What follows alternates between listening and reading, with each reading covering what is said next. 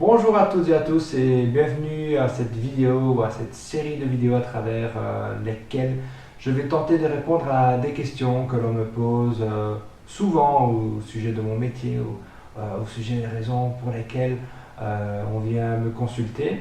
Et dans cette vidéo précisément, je voudrais vous parler de la PNL, programmation neurolinguistique. Voilà un nom bien barbare qui se cache derrière cet acronyme de trois lettres PNL que vous avez peut-être déjà entendu sans réellement savoir ce que c'est.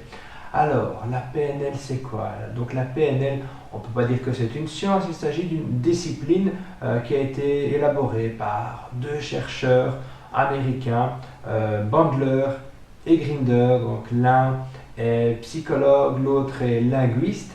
Et à travers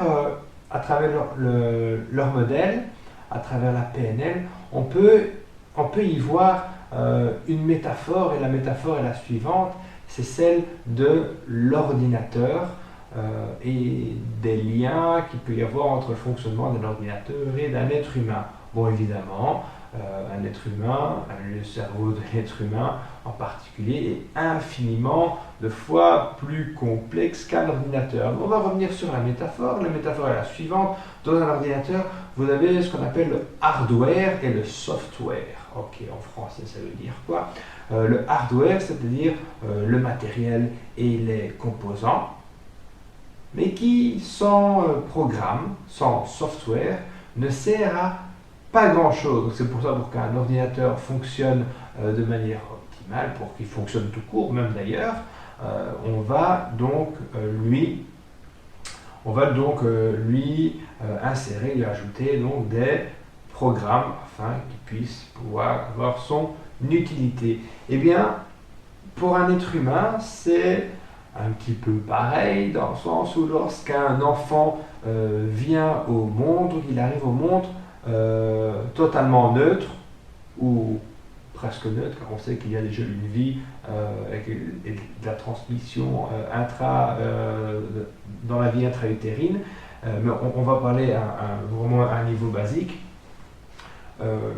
L'enfant, quand il vient au monde, est neutre, donc c'est-à-dire que les parents vont lui apprendre des choses, il va lui apprendre des choses sur lui-même, et les parents vont contribuer à travers l'éducation à faire comprendre des choses à l'enfant. C'est pour ça qu'on dit souvent que dans le développement d'un être humain, l'enfance, même plus spécialement la petite enfance, au-delà du fait que c'est la période où on apprend le plus vite, ou le plus intensivement et le plus facilement, ce que les parents vont transmettre à cet enfant va créer la réalité pour cet enfant. C'est-à-dire au fur et à mesure de son apprentissage, les parents vont lui expliquer les choses, vont les nommer, lui expliquer à cet enfant ce qui est bien, ce qui n'est pas bien, comment manger, comment se tenir. Bref, on va commencer à programmer tout doucement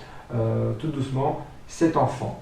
Donc programmation, pourquoi neuro? Parce que tout cela va passer à travers les circuits neurologiques. L'enfant va commencer à faire des liens entre ce qu'il voit et ce qu'il perçoit et ce qu'on lui dit, le feedback qu'il reçoit sur ce qu'il fait, les injonctions qu'il a. Donc cet enfant va commencer à tout doucement se créer une réalité et agir conformément par rapport à cette réalité qu'on lui propose ou qu'on lui impose, en tout cas qu'on lui soumet, et l'enfant fait avec. Donc programmation neuro-linguistique. Pourquoi linguistique? Eh bien parce que toute cette programmation, tout cet apprentissage se fait pour l'enfant à partir du langage, c'est-à-dire que les mots que l'on va apprendre, que l'on va transmettre à cet enfant, donc les mots vont symboliser quelque chose que l'enfant va comprendre. C'est-à-dire il va voir, je ne sais pas, par exemple, un objet qu'on va nommer table, qu'on va nommer chaise, et bien donc l'enfant va, à travers donc, ces circuits neurologiques, comprendre. Donc lorsqu'on parle de chaise, de table, il va directement imaginer ce que c'est. Voilà, bon, à un niveau très simple d'explication, mais c'est comme ça que l'enfant va se créer sa réalité. La PNL est aussi, surtout même, issue du domaine psychothérapeutique, et notamment par rapport à trois thérapeutes qui sont Milton Erickson de l'hypnose ericksonienne, Virginia Satir des constellations familiales et Fritz Perls de la Gestalt thérapie. On peut dire que la PNL est un syncrétisme entre ces trois disciplines, un syncrétisme de ces trois thérapeutes, et c'est pour ça qu'on parle aussi de modélisation au niveau de la PNL. Donc, qu'est-ce que c'est que la modélisation? La modélisation, c'est une façon pragmatique de comprendre. Comprendre, c'est-à-dire comprendre comment est-ce qu'un individu fait pour penser comme il pense, et comment est-ce qu'un individu fait pour ressentir ce qu'il ressent. C'est pour ça que la PNL, finalement, on peut la résumer en disant qu'il s'agit de l'expérience subjective d'un individu. Mais par contre, ce que l'on est obligé de constater, c'est que lorsqu'on parle d'expérience subjective, l'expérience subjective pour un individu est une réalité concrète, puisque du fruit de nos expériences, nous éprouvons de la joie, mais nous pouvons aussi éprouver de la tristesse, de la colère, et ça, le sentiment, l'émotion, elle est réelle pour la personne. Et c'est ça que c'est intéressant à un niveau thérapeutique. Voilà en quoi la PNL est intéressante à un niveau thérapeutique. C'est lorsqu'une personne est en difficulté ou même en souffrance, c'est de comprendre qu'est-ce qui amène la personne à cet état. Et c'est quelque chose d'assez pragmatique. En réalité, la PNL va aider à comprendre comment est-ce que ça fonctionne lorsque les choses fonctionnent, et la PNL va aussi aider à comprendre comment est-ce que les choses fonctionnent lorsqu'elles ne fonctionnent, lorsque ça ne marche pas, lorsque ça n'aboutit pas au résultat escompté. Donc c'est-à-dire qu'il y a des stratégies inconscientes qui mettent en place tout un système de fonctionnement qui fait que ça va chaque fois aboutir à un certain résultat. Et le rôle du coach, le rôle du thérapeute qui est formé à la PNL, c'est de comprendre l'expérience subjective de la personne. Je peux donner aussi un autre exemple concret que vous avez peut-être déjà rencontré dans vos vies. Vous avez par exemple un collègue ou un frère, une sœur, peu importe, qui vous raconte une histoire liée à leur expérience et qui vous dit voilà, et c'est pour ça que je suis triste par rapport à ce qui m'est arrivé, voilà. Et puis, il est possible que vous vous dites ok, mais moi je ne comprends, j'arrive pas à comprendre, c'est-à-dire que moi, si ça m'était arrivé, ah non, c'est clairement de la colère que j'éprouverais. Et c'est ça le rôle un petit peu donc du coach ou du thérapeute qui est praticien en PNL, c'est d'arriver à comprendre comment est-ce que tu fais, quelles sont même les étapes, comment est-ce que tu fais pour être triste, comment est-ce que tu fais pour éprouver de la colère, et comment est-ce que tu fais pour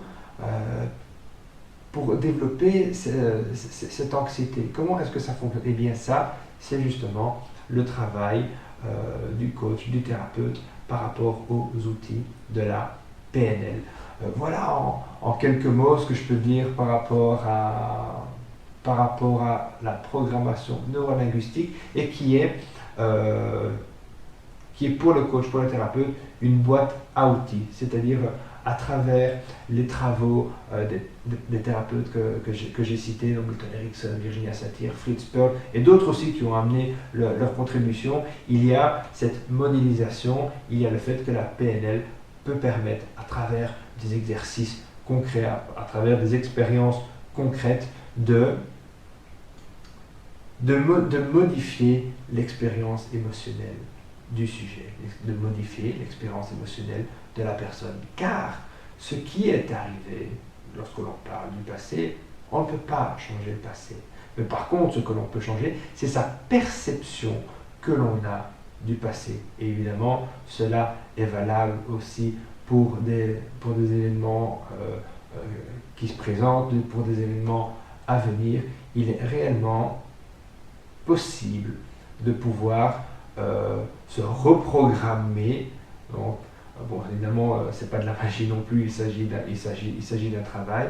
Il s'agit en réalité de faire émerger un petit peu à la conscience comment est-ce que l'on fait pour obtenir ce que l'on fait. C'est un petit peu comme si la pièce du puzzle était tombée et jusqu'à ce que cela nous semble évident. Donc voilà en gros à quoi sert la PNL. J'espère que j'ai été clair à travers cette vidéo. Voilà, n'hésitez pas à commenter, n'hésitez pas à partager aussi. Et voilà, peut-être que je referai une autre vidéo sur le sujet ou sur un sujet connexe. Et voilà, j'espère en tout cas avoir été clair et je vous remercie pour votre écoute et j'ai envie de vous dire à très bientôt pour une prochaine vidéo. Voilà. À bientôt. Ciao, ciao.